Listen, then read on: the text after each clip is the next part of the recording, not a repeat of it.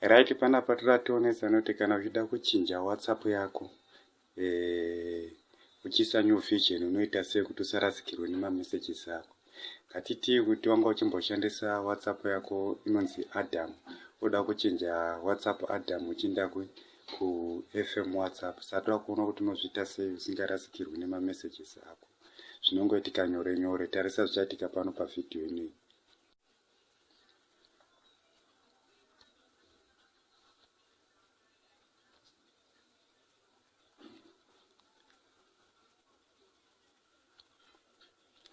Saka chekutanga unotanga wasarudza WhatsApp yako yauri kuda zvichienderana nevision yauri kuda pamavisions anenge aripo. Tiri kuona panapa kuti tiri kushandisa WhatsApp Adam vision 19. Saka tiri kuda kubva kuvision 19 tichienda kunew vision FM.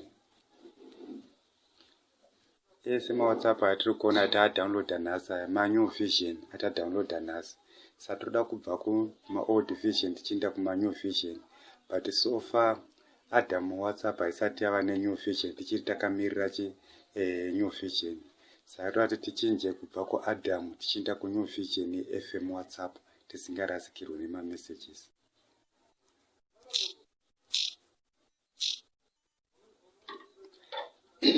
Chekutanga unovhura WhatsApp yacho yauri kushandisa saizvozvizvi.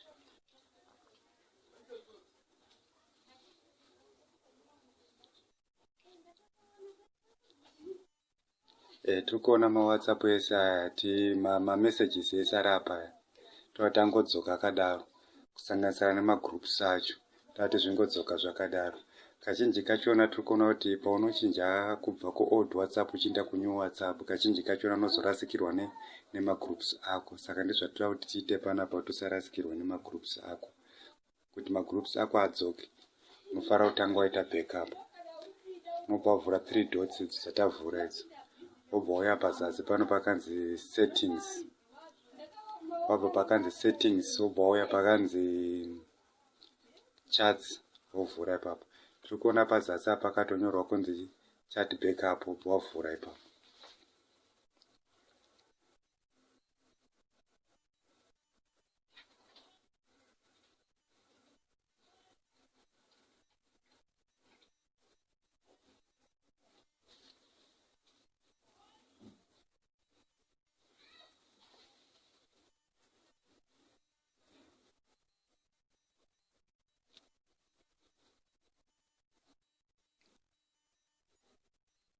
Saka unomirira foni yako kusvikira yapedza kuita backup.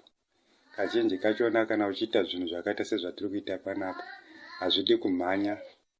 Ukamhanya unopedzisira warasikirwa nemamessages ako. Saka unofanira kutevedzera speed iri kuda kuitwa ipapo kusvikira zvinhu zvese zvaita. Nenzira yatiri kushandisa pano iyi haumbofa wakarasikirwa kana nemamessages ako. Mamessages ako anodzoka ese, magroups anodzoka ese, hapana chinomborasika, zvese zvinenge zviripo.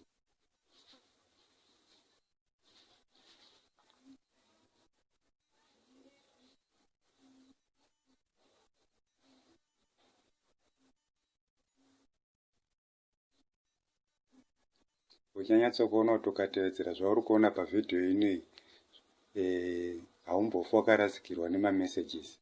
And uchakwanisa kuchinja maWhatsApp everyday uchishandisa WhatsApp dzakasiyana siyana, mamessages ako achingodzoka. Nokuti kazhinji kachona tiri kuona kuti munhu unotozobhoikana kuti ushandise WhatsApp uchityira kuti unorasikirwa nemagroups, even mamessages unorasikirwa nawo. Saka nezvatiri kuita izvi zvinhu zvese zvinongodzoka zviri easy.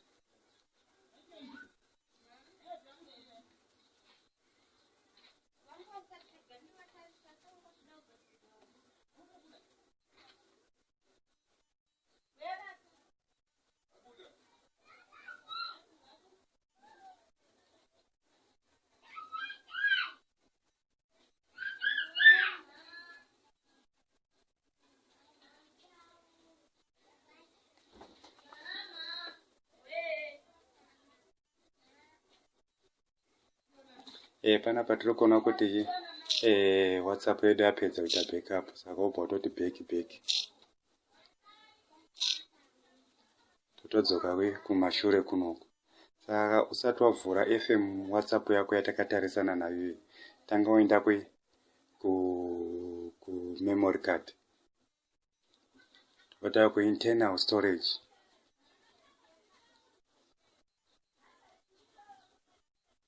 Tovhura internal storage sezvatiri kuona panapa.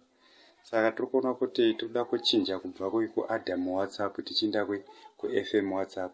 Tiri kuona kuti panapa tine mafolder, ndabata folder iri neriri ratanongedzera iri.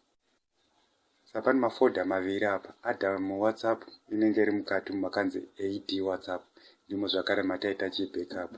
FM WhatsApp inenge iri pamusoro apa pakanzi FM WhatsApp.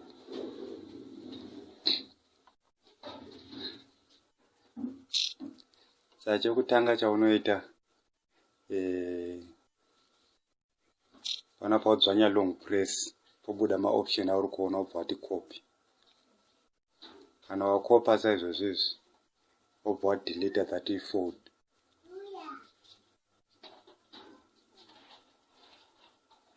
Right, kana uchinge wadelete folder iri wobva uya panapa pana Adam apa. Wasuka pana Adam apa wobva wadzvanya zvakare long press pobuda maoption aya woklika pakanzi paste. Mawords aya wakopa kwanobva uya apa dzinobva wati okay.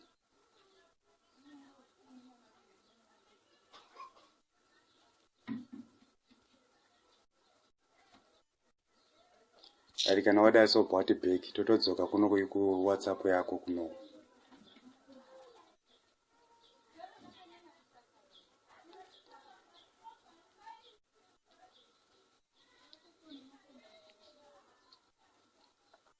Tiri kuona kuti panapa WhatsApp yedu yabva yatoona backup yayo. Ndiyo backup yatiri kuona panapa pakanzi WhatsApp pamusoro apa pakanzi FM WhatsApp. Saka yatoona backup yacho. Toona pazasi panapa pane maoption maviri akanzi skip neakanzi restore. Saka unobva waklika pakanzi restore. Waklika pakanzi restore wochisachi namba dzako manje.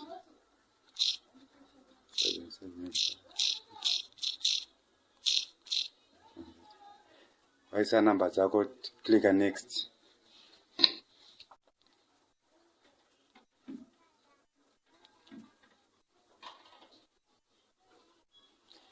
Kazhinji kachona kana ukaenda ku storage kwaya kwatamboenda tichinoona folder reWhatsApp. Alright. Network yedu iripo zvakanyanyisa. Tiri kuona kuti messages edu ndiwo aripo akanyorwa kunzi backup panapa. Pano pakanyorwa kunzi backup. Totarisa pazasi panapa tiri kuona kuti pane maoption maviri. Pane option yakanzi restore neoption yakanzi skip. Saka unobva waklika option yakanzi restore. Right, zvanga ndida kutsanangura pamashure apo rekaende nyatso kutsanangurirai. Tomboti waenda ku memory card ku storage phone kuya kwanoshayiwa folder ranga uchida rakanzi FM renew updates yaunenge uida kuisa. Saka chekutanga kana uchinge warishaya ikoko risati rauya unoya wovhura WhatsApp yako. Waivhura unobva unomirira pane pakanzi isa number womira ipapo. Wodzokera zvakare ikoko unozowana folder rako ratovako ku storage.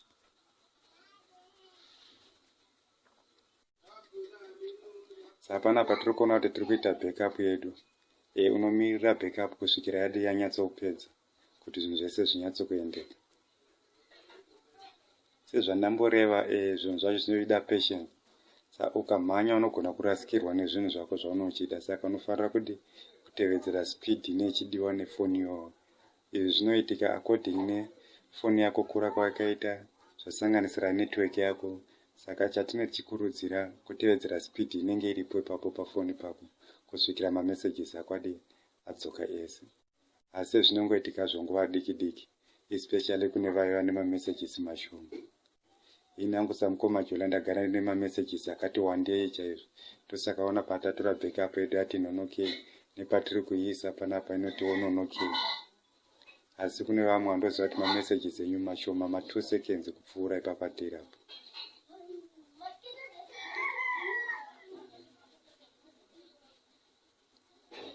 Saka guys, mavideos edu anobatsira kune vanonyatsokuatevedzera.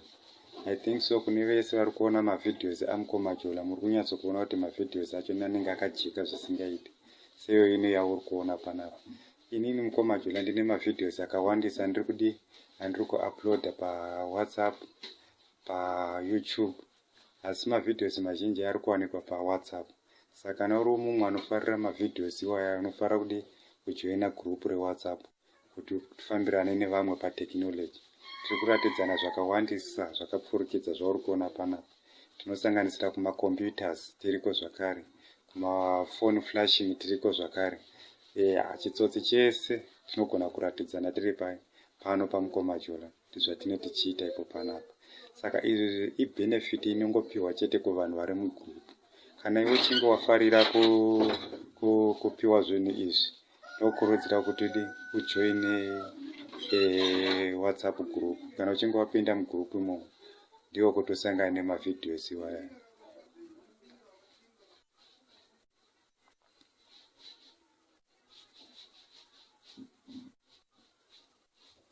Tinoziva kuti kune vamwe vedu vanofarira masoftwares epamacomputers.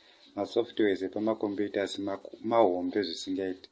Kureva kuti haakwani paWhatsApp. Zvasingakwani tinaro zvakare rimwe group reTelegram. Group iri rinotibatsira kuti tisenderane masoftwares aya. Tiri kuona kuti kutori nevamwe vatojoina group reTelegram iri, uko tirongopanana masoftwares emacomputers for free. Saka kana uri mumwe wanoida masoftwares, unofanira kugara wakatongojoina group iroro. Kana usiri kuziva kuti ungajoina sei, unogona kubata Mukomajola panhamba dzavo dzepaWhatsApp, wopiwa link wopinda mugroup. Mugroup repaTelegram iri pari kuwanikwa masoftwares for free. Ndipo tiri kuratidzana zvimwe zvidobidobi zvine unyanzvi mukati kuti unoita sei kuti uite zvimwe zvinhu zvakavanzika pakompiyuta yako.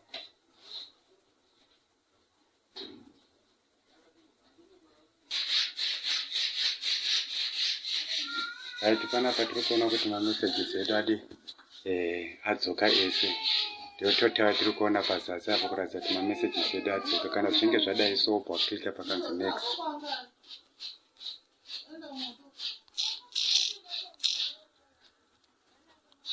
Apo unonyorawo zita rako zvichienderana nezvaunofarira.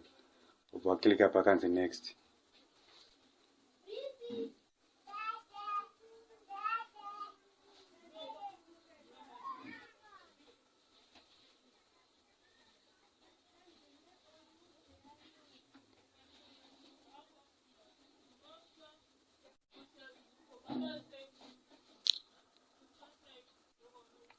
What never, what done.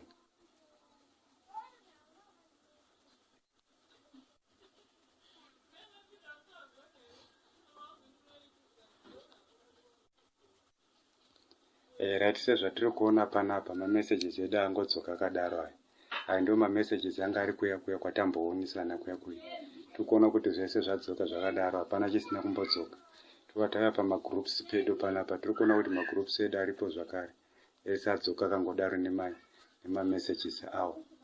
Saka nenzira yatashandisa iyi ndiyo yaunokwanisa kushandisa kuchinja WhatsApp yako uchienda pane imwe WhatsApp yaunongochida. Sezvauri kuona zvataita panapa.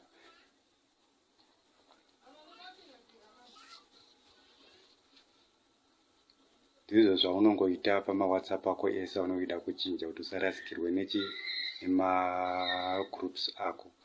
Unongoita sezvataita izvezvizvi. Saka magroups ako anobva adzoka ese. PamaWhatsApp ese zvawo. Unongonochinja iko kwese izvozvo. Zvichingoitirana neWhatsApp yauri kushandisa. Thank you guys nekuona video ino. Ndoimba kuti muchagutsikana kusvika pakupedzisira chaiko. Zvekuti munhu wese achapedzisira akunyatsokuziva. Thank you nekuona video iyi. Kune varuda kujoina mugroup, tibatei paWhatsApp. Tione kuti tinoita sei tipinde mugroup. Kuti munzozvizere zvakare nezvidobidobi zvatinoita tiri paWhatsApp. Goodbye guys. Vananga vachitaura ndiye Mukomajola original. Tinotenda nekuona video yaMukomajola. Goodbye.